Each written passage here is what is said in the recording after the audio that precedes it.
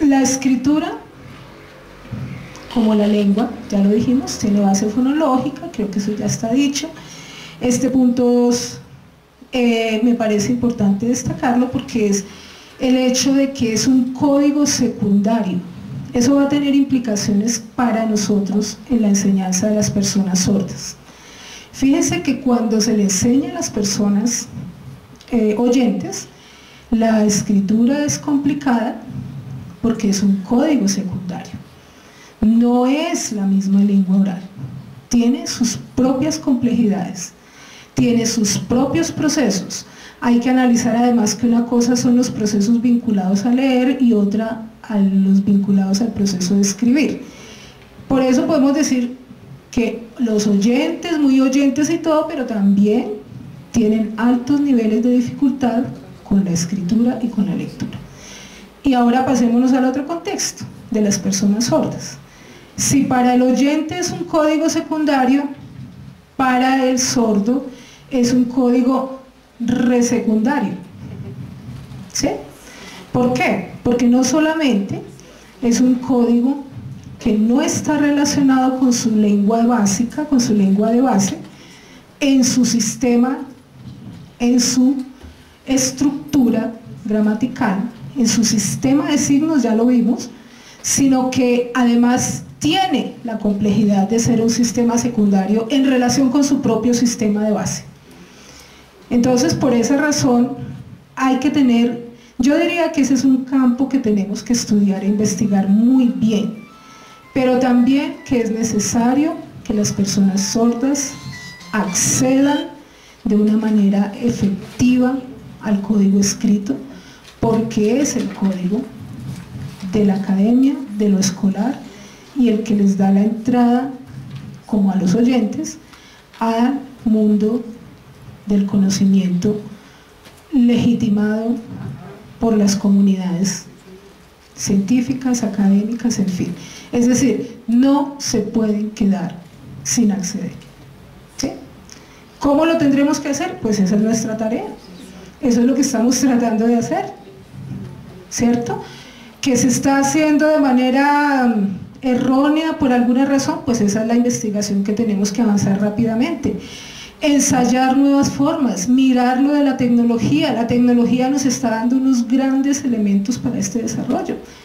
La escritura como práctica necesaria en el aula, pues lo estoy diciendo, creo que estaría redundando un poco en eso, pero me gustaría señalar el hecho de que por lo menos el profesor tiene que tener en cuenta que hay procesos básicos en digamos, en la relación de los estudiantes y de él mismo con la escritura. Por ejemplo, los procesos que ocurren en la comprensión y en la producción, y son diferentes, por favor. Una cosa es el proceso que hace el que lee para comprender, y puede que comprenda o puede que haga unos procesos muy limitados, y entonces tenemos que ayudar a que los procesos de comprensión avancen. Pero otra cosa muy diferente son los procesos de producción, es decir, cuando nos volvemos escritores. Ahora, no me estoy refiriendo a escritora García Márquez, no, me estoy refiriendo a cuando yo utilizo la escritura para algo, ¿sí? Desde una nota de clase hasta el famoso ensayo que me pide el profesor, o hasta la tesis de grado, o hasta, en fin. Entonces, ojo, porque comprensión es una cosa, producción es otra, tienen complejidades diferentes y tienen exigencias distintas que ahí vale la pena estudiar y analizar, porque además nos va a permitir también la evaluación, ¿sí? Considerar mejor los procesos de evaluación. ¿Qué evalúo para un caso y qué evalúo para el otro? Hay otro aspecto que es el criterio pragmático, la función y el tipo de texto. Miren, profesores, por favor, solemos pedir indiscriminadamente escrituras que a veces se vuelven inoficiosas, porque no sabemos cuál es la función del texto escrito, ¿sí? Por ejemplo, a todo le llamamos resumen, a todo le llamamos ensayo, pedimos y pedimos cosas por escribir, muchas veces no miramos que la escritura tiene que estar vinculada a una necesidad de expresión y a una comprensión de la complejidad de ese texto que me están pidiendo. Eso va para todos los niveles, inclusive cuando un jefe le pide a uno una escritura inoficiosa, también habría que mirarlo ahí. Y hay un tercer criterio, que es el criterio epistémico. El criterio epistémico es el que determina cómo es que el que escribe utiliza el conocimiento. Cómo es que hace con lo que sabe o con lo que no sabe. Cuando un niño o un estudiante o uno mismo busca más información es porque reconoce que no tiene suficiente información para lo que tiene que escribir. Entonces está haciendo uso del criterio epistémico.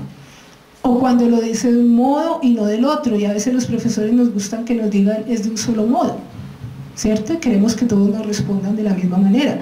Y no estamos mirando que por un criterio epistémico podríamos evaluar que un muchacho está pensando de un modo y otro está pensando del otro, o que lo que sabe de ese tema es de este modo, con esta función o con estas condiciones, y otros de otro.